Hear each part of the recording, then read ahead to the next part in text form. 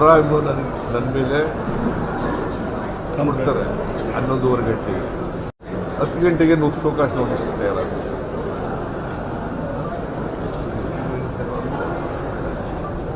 ಅದಕ್ಕೆ ರಾಜ್ಯಪಾಲರಿಗೆ ನೀವು ಈ ಥರ ಪಿಕ್ ಆ್ಯಂಡ್ ಚೂಸ್ ಮಾಡಬೇಡಿ ಅಂತ, ಸೆಲೆಕ್ಟಿವ್ ಆಗಿ ಮಾಡೋಕ್ಕೆ ಹೋಗಬೇಡಿ.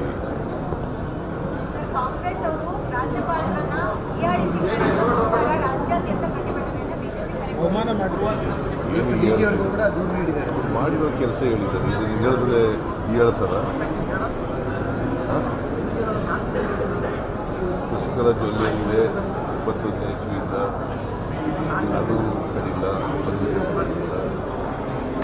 ಎಚ್ ಡಿ ಕುಮಾರಸ್ವಾಮಿ ಮೇಲೆ ಕೊಡಲಿಲ್ಲ, ಆಮೇಲೆ ದಿರಾಣಿ ಮೇಲೆ ಕೊಡಲಿಲ್ಲ, ಆಮೇಲೆ ಜನಾರ್ದನ ಕೊಡಲಿಲ್ಲ. ಈಗ ಹೇಳಿದ್ರೆ ನಾವು ರಾಜ್ಯಪಾಲರ ಸಂವಿಧಾನವಾದ ಬಗ್ಗೆ ಗೌರವ ಇದೆ.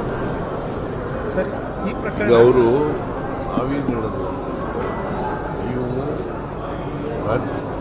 ರಾಷ್ಟ್ರಪತಿಗಳ